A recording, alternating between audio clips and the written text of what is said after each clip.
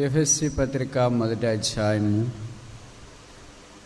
7వ వచనం కలిసి చదువుదాం. ఎఫెసీ పత్రిక మొదటి అధ్యాయము 7వ వచనం కలిసి చదువుదాం. దేవుని కృపా మహదైశ్వర్యమును బట్టి ఆ ప్రియుని యందు ఆయన రక్తం వల్ల మనకు విమోచనము అనగా మన అపరాధములకు క్షమాపణ మనకు కలిగినది.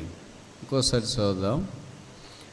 దేవుని కృపా మహదైశ్వర్యమును బట్టి ఆ ప్రియుని యందు ఆయన రక్తం వలన మనకు విమోచనము అనగా మన అపరాధములకు క్షమాపణ మనకు కలిగినది. దేవుని కృపా మహదైశ్వర్యము. దేవుడు ఐశ్వర్యవంతుడు. ఆయన ఐశ్వర్యమునకు మితి లేదు. ఆయన ఐశ్వర్యము కొలవలేని, ఆయన ఐశ్వర్యము తూచలేనిది, ఆయన ఐశ్వర్యము మోయలేనిది, ఆయన ఐశ్వర్యము నిర్వహించుకోలేని, ఆయన ఐశ్వర్యము లెక్కింప శక్యము కానిది. ఆయన ఐశ్వర్యం యొక్క పొడవు, వెడల్పు, లోతు, ఎత్తు ఎంతో గ్రహించుట కష్టసాధ్యం. అలాంటి ఐశ్వర్యవంతుడైన దేవుడు మనల్ని ప్రేమించి మనతో తన ఐశ్వర్యాన్ని పంచుకోవటానికి ఇష్టపడ్డాడు. ఆయన ఐశ్వర్యాల్లో ఇక్కడ ఒక ఐశ్వర్యం మనం చదివాం. అదే కృపా మహదైశ్వర్యము, the riches of his grace. ఆయన కృపలో కూడా ఐశ్వర్యవంతుడు. కృప అనే మాట మనలో చాలామందికి పరిచయం. అది నిర్వచించడం కంటే అనుభవించడం తేలిక. అర్థం చేసుకోవడం కంటే అంగీకరించడం సులువు. వివరించడం కంటే ఆచరణలో స్వాలాభన చేసుకోవడం తేలిక. ఈ కృపకు దేవుడు మనల్ని యోగ్యులుగా చేసి స్వీకరించి కృప ద్వారా రక్షించి ఆ కృప ఐశ్వర్యాన్ని మన పక్షమున వెల్లడి చేసినాడు. బైబిల్ అంతటిలో ఈ కృపా మహదైశ్వర్యమును జ్ఞాపకం చేసే చాలా ఉదాహరణలు, నిర్వచనాలు, సందర్భాలు మనకు కనిపిస్తాయి. ఈ ఉదయకాలం ప్రభువును మనం ఆత్మతో సత్యముతో ఆరాధించడానికి వీలుగా దేవుడు చూపిన కృపా మహదైశ్వర్యానికి పాత నిబంధనలోని ఒక ఛాయా చిత్రాన్ని, సందర్భాన్ని చూడటానికి ప్రయత్నం చేస్తాం. సమూయేలు 2వ గ్రంథము 9వ అధ్యాయం. 2 Samuel chapter 9. సమూయేలు 2వ గ్రంథము 9వ అధ్యాయం. సమూయేలు 2వ గ్రంథము 9వ అధ్యాయం. ఈ 9వ అధ్యాయం యొక్క సందేశం మీలో చాలామందికి పరిచయం. ఇక్కడ దావీదు ఉపకారం చూడటానికి సౌలు ఇంట్లో ఎవడైనా మిగిలి ఉన్నాడా అని విచారిస్తే యోనాతాను కుమారుడైన మెఫీబోషెత్ అనే కుంటి కాళ్ళ గలవాడు ఉన్నాడని సంగతి తెలిసింది. దావీదు ఆ మెఫీబోషెత్ను తన అంతఃపురానికి పిలుచుకొని ప్రేమతో మాట్లాడి తన భోజన బల్ల దగ్గర కూర్చునిబెట్టుకొని తనకు నిశ్చయిత అనుగ్రహించి తన స్వాస్థ్యాన్ని అంతటిని ఇచ్చి సదాకాలము నాతో కూడా లేదా ఈ రాజు బల్ల దగ్గర భోజనం చేస్తామని ధైర్యపరిచిన సంగతి మనకు పరిచయం. సౌలు కుటుంబం దావీదుకు ప్రాథమికంగా శత్రువులే. కానీ యోనాతాను దావీదుకి ఇష్టమైన స్నేహితుడు. దావీదు రాజు అయిన తర్వాత సౌలు కుటుంబంలో వారందరినీ సంహరించవచ్చు. సాధారణంగా మనకు పడని వాళ్ళని మనం కీడు చేసి భ్రష్టు పట్టించి వీలైనంత దాకా వారిని భూమి మీద లేకుండా ప్రయత్నం చేస్తుంటాం. అధికారం మీదకి వస్తే మన అధికారం తాత్కాలికమని మనకు తెలిసినా దావీదు అధికారం కనీసం 40 సంవత్సరాలు ఏం చేసినా ఆ దినాన్ని అడిగేవాళ్ళు లేరు. కానీ ఏమీ చెడగా చేయటానికి పూనుకోలేదు. పైపెచ్చు మంచి చేయటానికి ప్రయత్నించినాడు. అందుకే దావీదు సింహాసనం మీదకి వచ్చిన తర్వాత ఒక ప్రశ్న వేసినాడు. యోనాతానును బట్టి సౌలు ఇంట్లో ఉపకారం చూపించడానికి ఎవరైనా ఉన్నారా? ఉపకారము, ఈ మాట మీరు ఆలకించండి. దావీదుకి చాలా ఫేవరెట్ వర్డ్స్ ఉన్నాయి. దాంట్లో ఒకటి ఏంటంటే ఉపకారం. ఉపకారం అనే పదం ఫేవరెట్ వర్డ్ కలిగిన వ్యక్తే విశ్వాసి. అపకారానికి ఉపకారం చేసే లక్షణం కలిగిన వ్యక్తే కొత్త నిబంధన విశ్వాసి. దావీదుకి ఆ కుటుంబం అపకారం చేసింది, కానీ దావీదు ఆ కుటుంబానికి ఏం చేయాలనుకున్నాడు? ఉపకారం చేయాలనుకున్నాడు. మన నైజం ఎలాంటిదంటే అపకారానికి అపకారం, ఉపకారానికి ఉపకారం, నోకారానికి నోకారం, మంచికి మంచి, చెడుకు చెడు. అదే మన నైజం. దావీదు క్రీస్తు యొక్క మనస్సు పాత నిబంధనలోనే చూపించినాడు. అందుకే ఆయనకు ఉపకారం అనే మాట చాలా ఇష్టం. ఈ 9వ అధ్యాయంలో కనీసం 3 సార్లు ఈ పదం వాడాడు. ఉపకారం, ఉపకారం, ఉపకారం, ఉపకారం. ఈయనకి ఇది ఫేవరెట్ వర్డ్ అని ఎలాగ చెప్తారు బ్రదర్, ఒకే దగ్గర రాస్తే అని మీలో ఎవరైనా అనుమానం వచ్చి బైబిల్ విద్యార్థులుంటే అలాంటి వాళ్ళకు ఒక సందర్భం నేను జ్ఞాపకం చేయాలని కోరుతున్నాను. 103వ కీర్తన దావీదు రాస్తున్నాడు, నా ప్రాణమా యెహోవాను సన్నతించుము, ఆయన చేసిన కీడులో దేన్ని మరిచిపోవద్దు అన్నాడా? ఏమన్నాడు? ఉపకారములలో దేనిని. కనుక దావీదు మనసంతా దేవుని ఉపకారం, ఆయన నోరంతా ఉపకారం, ఆయన చేతులన్నీ ఉపకారం, ఆయన కాళ్ళన్నీ ఉపకారం. అదే క్రైస్తవుని యొక్క లక్షణం. ఉపకారం చూపటానికి ఎవడున్నాడు? ఇప్పుడు దావీదుకి ఫేవరెట్ వర్డ్ అర్థమైంది అనుకుంటా, ఉపకారము చూపుట. మనకు కూడా ఈ ఫేవరెట్ వర్డ్ ఉంటే ఎంత బాగుండు. 99% సమస్యలు తీరిపోతాయి ఈ పదం మనకు ఫేవరెట్ అయితే. ఈ పదం మనకు ఫేవరెట్ కాదు కనుక సమస్యలు లేనివన్నీ మన చుట్టే గాలి మాదిరి చుట్టుకుంటూ ఉంటాయి. ఇప్పుడు దావీదు ఉపకారం చేయించడానికి ఇష్టపడితే వెతికితే మెఫీబోషెతు కనిపించినాడు. ఈ మెఫీబోషెతు ద్వారా దావీదు ఉపకారం చూపించాలని యత్నించి చేసిన ఒక కార్యము ఇక్కడ గ్రంథస్థం చేయబడింది. ఇదంతా మనకి పరిచయమైన సంగతే. కానీ నేను ఇక్కడ మీకు జ్ఞాపకం చేయాలని కోరుకున్న విషయం ఏంటంటే, ఈ దావీదు యవనస్తునికి చూపిన లేదా మెఫీబోషెతుకు చూపిన ఈ ఉపకారములో కనీసం 4 కోణాలు మనం చూడవచ్చు. ఇది కొత్త నిబంధన ఎఫెసీ పత్రిక 1వ అధ్యాయం 7వ వచనంలో ఉన్న కృపా మహదైశ్వర్యానికి ఒక ముంగుర్తు, ఒక ఛాయ, ఒక చిత్రపటం. ఆ కృపా మహదైశ్వర్యం యొక్క 4 కోణాలు ఈ అధ్యాయంలో కూడా మనకు కనిపిస్తాయి. మొదటి కోణం ఏంటి? 2వ సమూయేలు 9వ అధ్యాయం, 2 Samuel chapter 9, 5వ వచనం. 2వ సమూయేలు 9:5. అప్పుడు రాజైన దావీదు మనుషులను పంపి లోదెబార్లోనున్న అమ్మీయేలు కుమారుడు మాకీరు ఇంటి నుండి అతన్ని రప్పించెను. దావీదు మెఫీబోషెతును రప్పించటానికి మనుషులను పంపించినాడు. మెఫీబోషెతు అంటే డెస్ట్రాయింగ్ షేమ్, సిగ్గు లేదా సిగ్గు దూరంగా ఉన్నవాడు అని అర్థం. అలాగే ఇక్కడ మాకీరు అంటే హౌస్ ఆఫ్ నో ప్యాచెస్, అంటే పచ్చిక బయళ్ళు లేని స్థలం. అలాంటి ఎండిన గొడ్డుబారిన చౌటి పొర లాంటి స్థలములో ఉన్న ఈ మెఫీబోషెతును దావీదు పిలవటానికి ఇష్టపడ్డాడు. అందుకే మనుషులను పంపించి పిలిపించిన. మనము పాపము చేసి మెఫీబోషెతు యొక్క స్థానంలో ఉన్నప్పుడు పరలోకపు దావీదైన దేవుడు మనల్ని తన యుద్ధకు తీసుకుని రావట కొరకై మనుషులను పంపలేదు, దేవదూతలను పంపలేదు, ప్రవక్తలను పంపలేదు, తనకు పరిచయమైన వారిని పాతకాలం విశ్వాసులను మనకు పంపలేదు. బైబిల్ ఏం రాశారంటే, కాలము సంపూర్ణమైనప్పుడు దేవుడు తన కుమారుణ్ణి పంపినాడని రాశారు, కానీ దేవదూతలను పంపాను, ప్రవక్తలను పంపాను అని రాయలేదు. పాత నిబంధనలో వాళ్ళంతా అవసరమైనారు. ఇప్పుడు కొత్త నిబంధనకు వచ్చిన తర్వాత దేవుని కుమారుడే మన కొరకు పంపించబడ్డాడు. This is the depth of the grace. ఇది కృప యొక్క మొదటి కోణము. అదే కృపా మహదైశ్వర్యం యొక్క లోతు. ఎంత లోతుంది? పరలోకము నుండి భూమి మీదకి ఎంత లోతుందో అంత లోతు. అంటే ఎన్ని మీటర్లు, ఎన్ని కిలోమీటర్లు, ఎన్ని నాటికల్ మైల్స్, ఎంత, ఎవరైనా లెక్కించగలరా? ఎవరికైనా సాధ్యం అవుతుందా? ఎవరైనా దీన్ని కొలవగలరా?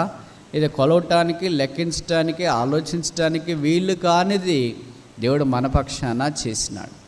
దేవుడు దావీదు మెఫీబోషెత్ పక్షాన ఈ కార్యం చేయటానికి దావీదు సింహాసనం దిగి అంతఃపురం విడిచిపెట్టి మాకీరు ఇంట ఉన్న మెఫీబోషెత్ దగ్గరికి రాలేదు.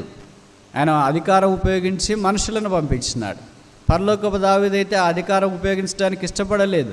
తండ్రి సింహాసనము, తండ్రి మహిమ, తండ్రి రాజ్యము, తండ్రితో కూడా ఉండట విడిచిపెట్టకూడని భాగ్యమని ఎంచుకొనక దాసుని స్వరూపము ధరించి రిక్తుడిగా మన పాపములు భరించుట కొరకై మానవాకారాన్ని రక్తమాంసములు కలిగిన వాడుగా మరణ భయమునకు లోనైన మనల్ని విడిపించుట కొరకై ఈ భూమి మీదకి ఆయనే దిగి వచ్చాడు. కనుక కృపామహదేశ్వరం యొక్క మొదటి కోణం ఏంటంటే the depth of his grace, లోతు. ఆకాశం నుండి భూమి మీదకి ఎంత లోతుందో అది. రెండవ కోణం ఏంటి? సమూయేలు 2వ గ్రంథం 9వ అధ్యాయం. సమూయేలు 2వ గ్రంథం 9వ అధ్యాయం 6వ వచనం. సౌలు కుమారుడైన యోనాతానుకు పుట్టిన మెఫీబోషెతు దావీదు వద్దకు వచ్చి సాగిలపడి నమస్కారం చేయగా మెఫీబోషెతు అని అతన్ని పిలిచినప్పుడు అతడు చిత్తము నీ దాసుడనైన నేనున్నానెను. దావీదు మెఫీబోషెతు పలికిన మొదటి మాట ఏంటంటే పేరు. మెఫీబోషెతు అని పిలిచినాడు. శత్రువు అని పిలవలేదు, అపకారం చేసినారే అని పిలవలేదు, లేదా మీరంటే మాకు పడదు, లేదా మేమంటే మీకు పడదు అని పిలవలేదు. ఇంకా కాని పద్ధతిలో పిలవటానికి ఇష్టపడలేదు. దేవుడు మనం పాపం చేసినప్పుడు మన పాపముతో మన పేరు పిలువలేదు. హంతకన్నా హంతకడా, తిరుగుబాటుదారిని తిరుగుబాటుదారుడా అని పిలువలేదు. ఆదాము పాపం చేసినాడు, తిరుగుబాటు చేసినప్పుడు ఆదాము దగ్గరికి వచ్చి తిరుగుబాటుదారుడా ఎక్కడున్నావు అని అనలేదు. నా బైబిల్లో ఏం రాశారంటే ఆదామా నీవెక్కడా. కయ్యూను తమ్ముని హత్య చేసినాడు, హంతకడా నీ తమ్ముడైన హేబేలు ఎక్కడా అని దేవుడు పిలవలేదు. బైబిల్లో ఏం రాశారంటే కయ్యూను నీ తమ్ముడైన హేబేలు ఎక్కడా. మోసం చేసిన యాకోబు దగ్గరకు వచ్చి మోసగాడైన యాకోబు ఎక్కడికి వెళ్తున్నావు అని పిలవలేదు. బైబిల్లో ఏం రాశారంటే యాకోబు అని రాసి. ఇలా దేవుడు జక్కయ్య దగ్గరికి వచ్చినాడు, ధనవంతుడైన ఓ జక్కయ్య అని పిలవలేదు. అందరి చేత దౌర్జన్యంగా పన్ను ఎక్కువ వసూలు చేయించి విస్తారంగా అక్రమ అవినీతికి పాల్పడి కోట్లకు పడగలెత్తిన ఓ కోటీశ్వరుడా అని పిలవలేదు. ఏమని పిలిచాడు? జక్కయాస్ మేక్ హిస్ కమ్ డౌన్. దేవుడు మనిషిని పాపముతో సంబోధించటలేదు, పేరుతో సంబోధిస్తున్నాడు. అది దైవ నైజం. ఇప్పుడు దావీదు మెఫీబోషెతును ఆయన శత్రువుగా సంబోధించట్లేదు, కానీ పేరుతో సంబోధిస్తున్నాడు. మెఫీబోషెతు. దేవుడు మనం చేసిన పాపముతో మనల్ని సంబోధించాలంటే ఏమని సంబోధించవచ్చు? ఓ పాపే అంటే సరిపోదు అనుకోండి, ఎందుకంటే ఒకే పాపమే కాదుగా. ఓ మోసగాడు అంటే సరిపోదు, ఓ దుష్టుడు అంటే సరిపోదు, ఓ దౌర్జన్యపరుడు అంటే సరిపోదు, ఓ వంచకుడు అంటే సరిపోదు, ఓ అబద్ధికుడు అంటే సరిపోదు, ఓ పిరికివాడు అంటే సరిపోదు. ఎందుకంటే నెంబర్ ఆఫ్ సిన్స్ ఉన్నాయి మనలో. ఈ పాపాలన్నింటినీ కలిపి ఒకే ఒక పేరు పెట్టి దేవుడు పిలవగలడా? అలా పిలవడానికి ఇష్టపడ్డా. అందుకే దేవుడు మనల్ని పేరుతో పిలిచాడు. మెఫీబోషెతును దావీదు పేరుతో పిలిచినాడు మెఫీబోషెతును. కనుక ఇక్కడ మనం ఏం చూస్తున్నామంటే ఇప్పుడు దావీదు నోట్ల నుండి వచ్చిన ఇంకొక మాట 7వ వచనం, 2 సమూయేలు 9:7. 2 సమూయేలు 9:7. 2 Samuel chapter 9 verse 7. అందుకు దావీదు నీవు భయపడవద్దు, ఫియర్ నాట్. మెఫీబోషెతు మనసంతా ఏముంది? భయము ఆవరించింది, అల్లుకొని ఉంది. ఎందుకు భయం అల్లుకొని ఉంది? బహుశా దావీదు రాసేయడు కనుక, మా తాతగారంటే దావీదుకి పడదు కనుక నన్ను తీసుకుని వెళ్ళి చంపేస్తారేమో అని మెఫీబోషెతు అనుకున్నాడేమో. మెఫీబోషెతు లోదెబారులో మాకీరు ఇంట ఉన్నప్పుడు బహుశా దావీదు యొక్క దాసులు సెక్యూరిటీ వాళ్ళు వచ్చి తలుపు కొట్టారు. ఏంటి అని ఒక్కసారి చూస్తే సెక్యూరిటీ, అబ్బో నన్ను తీసుకెళ్ళి చంపేస్తారేమో అని అనుకున్నాడేమో మెఫీబోషెతు. ఉదయం అంతా భయంతో నింపబడింది. వాళ్ళని అడిగాడు బహుశా సెక్యూరిటీని, ఎందుకు వచ్చారు మీరంటే దావీదు మిమ్మల్ని రమ్మన్నాడు, తీసుకురమ్మన్నాడు, అందుకే వచ్చామన్నారు. ఇంకా అయిపోయింది, ఈ రోజు నాకు లాస్ట్ డే అని, చివరి రోజు అని అనుకున్నాడేమో. దావీదు దగ్గరికి వెళ్ళాడు. దావీదు ఆయన భయాన్ని అంతా చూసినాడు. అందుకే దావీదు ఏమన్నాడంటే భయపడవద్దు. దేవుడు మనతో మాట్లాడుతున్న మాట, భయపడవద్దు. యేసు ప్రభువారు ఈ భూమికి జన్మించినప్పుడు, ఇదిగో ప్రజలందరికీ కలుగుబో మహా సంతోషకరమైన సువార్తమానం నేను మీకు తెలియజేయించున్నాను, దావీదు పట్టణమందు నేడు రక్షకుడు మీ కొరకు పుట్టి ఉన్నాడు. దానికి మొదటి ఏంటంటే భయపడవద్దు.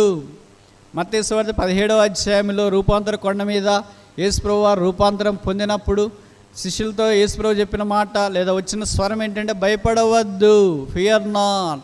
యేసు ప్రభువారు తిరిగి పునరుత్థానై అనగా సమాధిలో నుండి లేచిన తర్వాత శిష్యులంతా భయాందోళనలో గురైనప్పుడు యేసు ప్రభువు యొక్క స్వరము లేదా దూత వారికి చెప్పిన మాట ఏంటంటే భయపడవద్దు, ఆయన లేచి ఉన్నాడు.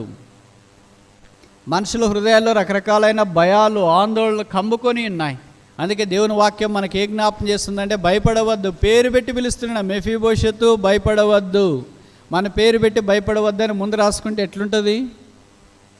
బేతనియా భయపడవద్దు, నిడదవోలు భయపడవద్దు, గోదావరి భయపడవద్దు, ఆంధ్రప్రదేశ్ భయపడవద్దు, భారతదేశం భయపడవద్దు, ఆసియా భయపడద్దు, ప్రపంచమా భయపడద్దు, మనిషి భయపడద్దు, అక్క భయపడద్దు, అన్నత భయపడద్దు, తమ్ముడు భయపడద్దు, సంఘమా భయపడవద్దు.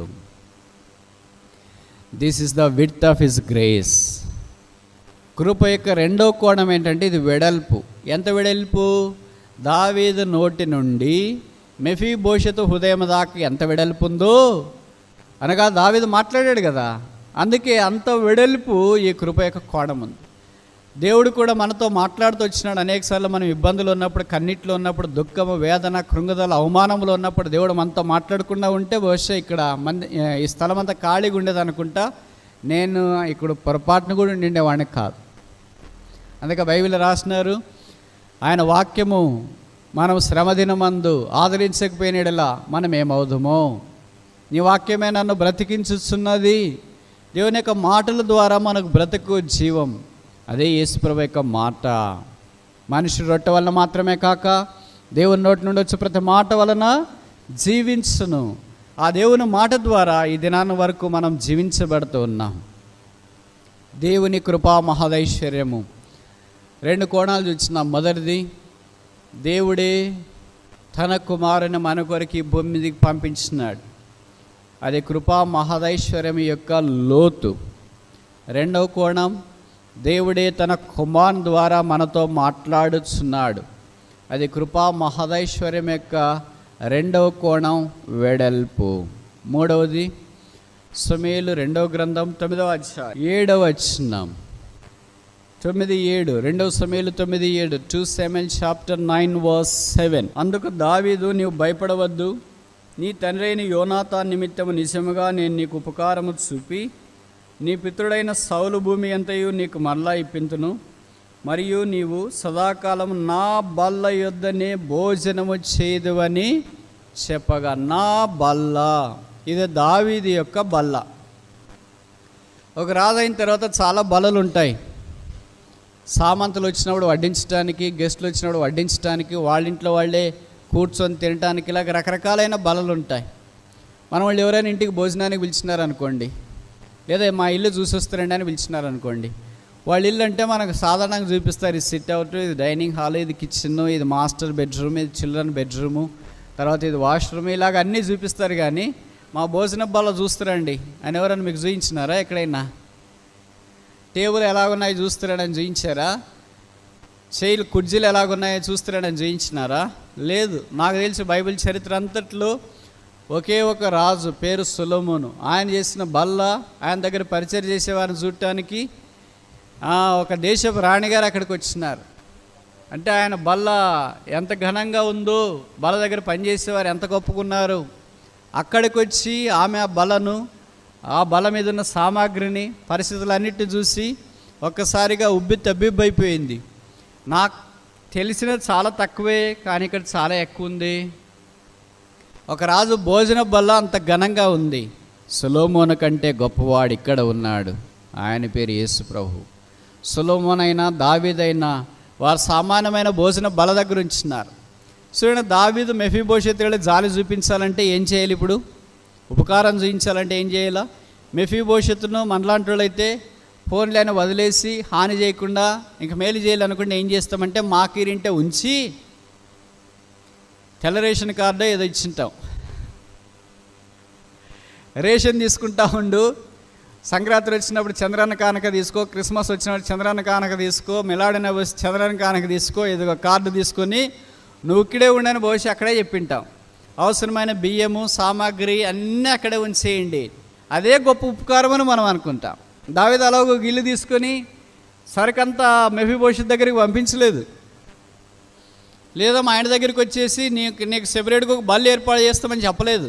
దావీదు ఏం చేసినాడంటే, you will sit with my table, with me at my table, నాతో నా బల దగ్గర నీవు కూర్చుంటావు. This is the height of his grace. కృప యొక్క మూడవ కోణం ఎత్తు. ఎంత ఎత్తిది? మాకీరింటి నుండి దావీదు సింహాసనం లేదా దావీదు అంతఃపురం దాకా ఎంతెత్తో పాత నిబంధనలో. కొత్త నిబంధనకు వచ్చినప్పుడు మన భూమి మీద నుండి ఆకాశానికి ఎంతెత్తు? ఎందుకు భూమి మీద నుండి ఆకాశానికి ఎత్తు అని బహుశా మీరు ఆలోచించవచ్చు. ఎఫెసీ పత్రిక 2వ అధ్యాయంలో మనం చూస్తే, పాపముల చేతను అపరాధముల చేతను చచ్చిన వారైన మనల్ని ఆయన తనతో కూడా పరలోక స్థలంలో కూర్చుని పెట్టాలని సంకల్పించి పరలోక స్థలంలో కూర్చుని పెట్టాడు. ఇది ఉచితంగా కలిగింది, కృప ద్వారా కలిగింది, క్రియలు బట్టి కలిగింది కాదు. కనుక దేవుని వరమే. ఇప్పుడు పాపాత్ములమైన మనము పరిశుద్ధుడైన దేవునితో భూమి మీద పరలోకంలో కూర్చుని పెట్టే భాగ్యము దేవుడు మనకు అనుగ్రహించినాడు. కనుక ఇక్కడకు ఉండవలసిన మనము అక్కడ కూర్చుని పెట్టే భాగ్యంలోనికి తీసుకురాబడ్డాం. కనుక ఇది కృపా మహావదైశ్వర్యం యొక్క ఎత్తు. వేరే వాళ్ళ కాదు, వేరే వాళ్ళ దగ్గర కూర్చోటానికి కాదు. మై టేబుల్, నా బల దగ్గరే కూర్చుని పెడతా. దావీదైతే తనది కాని బలి అక్కడ అర్పించినాడేమో సర్వ్ చేయటానికి బల దగ్గర. యేసుక్రీస్తు ప్రభు అయితే తన స్వంత శరీరాన్ని, తన స్వంత రక్తాన్ని మన కొరకై కాచి ఆయనే బలియాగముగా చేయబడి ఆ బలి అర్పణను మన దగ్గర ఉంచి, ఇది మీరు తీసుకొని తినుడి, ఈ నా శరీరం తిని త్రాగువాడు నిశ్చయం గలవాడు, అంతదినాన్న నేను వాడిని లేపుతానని సదాకాలం నిలిచిండే ఆ ఒక్క బలిని మన కొరకై యేసుక్రీస్తు ప్రభు వారు అర్పించినాడు. ఆ బలిని బట్టి, ఆ యాగమును బట్టి ఇప్పుడు మనం దేవుని పిల్లలుగా చేయబడి ఆయన బల దగ్గర కూర్చుండే అవకాశం అనుగ్రహించు. 4వ కోణం మనం చూస్తే రాసినారు, ఇది 7వ వచనంలో, సదాకాలము నా బల దగ్గర పోసిన. ఎన్ని రోజులు? ఒక రోజా, ఒక వారమా, ఒక మాసమా? మనం ఎవరైనా బంధువులు ఇంటికి వెళితే మొదటి రోజు చాలా బాగా చూసుకుంటారు, 2వ రోజు కొద్దిగా తగ్గుతుంది, 3వ రోజు ఇంకా నార్మల్, 4వ రోజు నుండి మీ ప్లాన్స్ ఏంటన్నా, ఎప్పుడు వెళ్తున్నారు అని అంట. దావీదు మెఫీబోషెత్ను పిలిచి అలాగ అనలేదు. ఏంటయ్యా వచ్చేసావు కదా, మరి ఎప్పుడు వెళ్తున్నావు అని అనలేదు. ఇక్కడ రాసినారు సదాకాలం, for ever. This is the length of his grace. కృప యొక్క పొడవు ఇది. ఎక్కడి నుంచి దాకా పొడవు? సదాకాలానికి పొడవు, సదాకాలానికి ఆరంభం అంతముందా? ఈ దేవుడుగా గల జనులు ధనిలు. ఈ దేవుడితో పాటు మనం సదాకాలం ఉంచాం. సదాకాలం నిలిచిండి ఒకే బలిని మనకు అర్పించినాడు. సదాకాలం భోజనం బల దగ్గర ఉండే అవకాశం ఈ దేవుడు మనకు దయచేసినాడు. కనుక సదాకాలం ఆయన దగ్గర ఉండే అవకాశం ఇచ్చినాడు. మనం బల దగ్గరికి వచ్చినామంటే ఈ బలం మనకేం చేస్తుందంటే మన యొక్క దిగంబరత్వాన్ని, అంగవైకల్యాన్ని కప్పుతుంది. బహుశా మీలో చాలామంది నన్ను ఇంతకుముందే చూస్తుంటారు, ఎవరైనా కొంతమంది మొదటిసారి చూస్తుంటారు. ఇప్పుడు నేను ఇక్కడ నిలబడినాను ఈ పోడియం దగ్గర, నా కాళ్ళు మీకు కనిపించవు. కొత్తగా వచ్చిన వారిని నేను అడిగాను అనుకో, నేను నిలబడ్డాను కదా, నా కాళ్ళు ఆర్టిఫిషియలా న్యాచురల్ అని. అంటే నా కాళ్ళు స్వభావ సిద్ధంగా ఉన్నవేనా, లేదా నేను కాళ్ళు కట్టించుకున్నానా జైపూర్ తెచ్చి అని అంటే చెప్పగలరా? చెప్పలేరా? చెప్పలేరు. ఎందుకని? ఇది నన్ను కప్పేస్తుంది.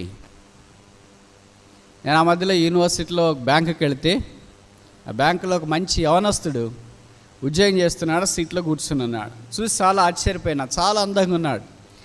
ఏంటి సార్ మీరు ఇక్కడికి వచ్చినారు ఈ బ్యాంక్ ఉద్యోగానికి అంటే, ఏం సార్ బ్యాంక్ ఉద్యోగాలు మంచిదే కదా అని కవరేజ్ ఇచ్చినాడు. గోదావరి మాదిరి మంచిదేనండి, కానీ మిమ్మల్ని చూస్తుంటే మీరు చాలా అందంగా, ఆకర్షణీయంగా, యూత్ఫుల్, వైబ్రెంట్, కలర్ఫుల్, డైనమిక్ ఇలాగ ఉన్నారు కదా. మీరు ఎక్కడో అమెరికాలోనో ఆస్ట్రేలియాలో ఎక్కడో ఉండాల్సింది. చాలా మట్టుకు నిద్ర మొక్కలు అక్కడ బయటకు వెళ్తుంటాయి. మీరంతా ఇక్కడ ఉన్నారేంటి, మీరు కూడా వెళితే దేశం యొక్క ప్రతిష్ట ఇంకా ఇనబడింపు చేస్తుంది కదా, ఇక్కడ ఉన్నారేంటంటే పర్లేదు ఏంటి సార్, వస్తారు ఇస్తారు అని అన్నాడు. కొద్దిసేపు అలాగ మాట్లాడిన తర్వాత నాకు ఎందుకు అనుమానం వచ్చింది, ఈయనేదో నాకు కవరేజ్ ఇస్తున్నట్టున్నాడు అని అనుకున్నా. ఆ తర్వాత నేను ఆయనతో మాట్లాడిన పని అయిపోయిన తర్వాత అలా కూర్చున్నాను. అప్పుడు ఆయన వాష్రూమ్కి అంటే బాత్రూమ్కి వెళ్ళే అవసరం వచ్చింది. సరే నేను బాత్రూమ్కి వెళ్తాను సార్ అంటే, సరే సార్ వెళ్ళి రండి అని చెప్పాను.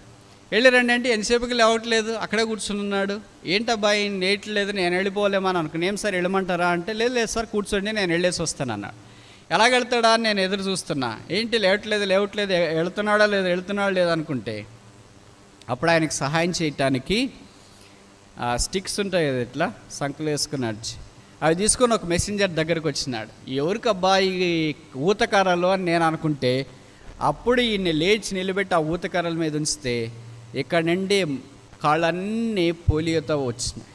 2 కాళ్ళు పోలియో బారిన పడి ఆయన నడవలేని స్థితి ఉన్నాడు. ఆ టేబుల్ దగ్గర కూర్చున్నాడు కనుక నాకు పై భాగమే కనిపించింది. పైన చాలా అందంగా, ఆకర్షణీయంగా, డైనమిక్గా, యూత్ఫుల్గా కనిపించినాడు. కానీ కింద అంతేమున్నాయి, 2 కాళ్ళు కుంటివి. ఆయన 2 కాళ్ళు కుంటివి కనబడకుండా అంగవైకల్యాన్ని కప్పిందేంటి, టేబుల్, బల్ల. ఇప్పుడు ప్రభు బల్ల దగ్గరికి వచ్చినప్పుడు నా అంగవైకల్యం అంతా బల్ల ఏం చేస్తుంది, ఇట్ కవర్స్, ప్రేమ సమస్త పాపములను కప్పును. Love covereth all sin, not one. n number of sins are covered by love. ప్రేమ ద్వారా కప్పించబడుతున్నాయి. ఈ ప్రేమ చిహ్నమే ఈ ప్రభు యొక్క బల్ల. యేసు ప్రభు యొక్క శిలువ, యేసు ప్రభు యొక్క రక్తం, యేసు ప్రభు యొక్క మరణ, భూస్థాపన, పునరుత్థానములి కార్యక్రమాన్ని తెలియజేసి బల్ల నా అంగవైకల్యాన్ని, నా దిగంబరత్వాన్ని, నా అవమానాన్ని, నా బలహీనతను, నా సమస్త పాపమంతటిని ఒక్కసారి కప్పివేస్తుంది. ఇప్పుడు నేను పైకే కనిపిస్తున్నాను. పైకి కనిపించినప్పుడు ఎంత బాగుంటావు, youthful, young, dynamic, smart, simple, what not. కానీ అంతరంగం అంతా నన్ను కప్పివేసింది. ప్రభుబల దగ్గరికి వచ్చినప్పుడు నాకు అదే జ్ఞాపకం చేయబడుతుంది. ఇది ఎన్ని రోజులు, 1 రోజు, 2 రోజులు, 3 రోజులు, 4 రోజులు, 5 రోజులు, వారమా, నెల, సంవత్సరమా, 1 దశాబ్దమా, శతాబ్దమా, ఎంతకాలం, ఫర్ ఎవర్, సదాకాలం. లోకమైతే మన బలహీనత విప్పి చెప్పుతుంది. TV9 మాదిరి లేని పోంది మసాలా పూసి రకరకాలుగా చెప్పుతుంది. అయితే ప్రభు అయితే దాని బల ద్వారా కప్పివేసి, ఈ కృపా మహదేశ్వరం యొక్క 4 కోణాలు మనం చూసినాం. మొదటిది ఏంటి, the depth of his grace, ఆ కృప యొక్క లోతు. యేసుక్రీస్తు ప్రభువారు పరలోకం నుండి భూమి మీదకి దిగి వచ్చినాడు, అదే లోతుని. రెండవది ఏంటి, the width of his grace, ఆయన కృప యొక్క వెడల్పు. ఆయన మనతో ప్రేమతో, పేరుతో మాట్లాడి ఆదరించినాడు. మూడవది the height of his grace, ఆయన కృప యొక్క ఎత్తు. మనల్ని కింద మాకీరి ఇంట్లో ఉన్నవారిని, పాపంలో ఉన్నవారిని, లోదెవారిలో ఉన్నవారిని తీసుకుని వెళ్ళి పరలోక స్థలంలో కూర్చుని పెట్టినాడు. నాలుగవది, ఎన్ని రోజులు కూర్చుని పెడతాడు, సదాకాలం కూర్చుని పెడతాడు. ఈ కార్యము దావీదు మెఫీబోషెతుకి చేస్తే, మెఫీబోషెత్ అన్నాడు 9వ వచనం అనుకుంటా, 2 సమూయేలు 9:9, 9:8 చదువుతా. 2 Samuel chapter 9 verse 8.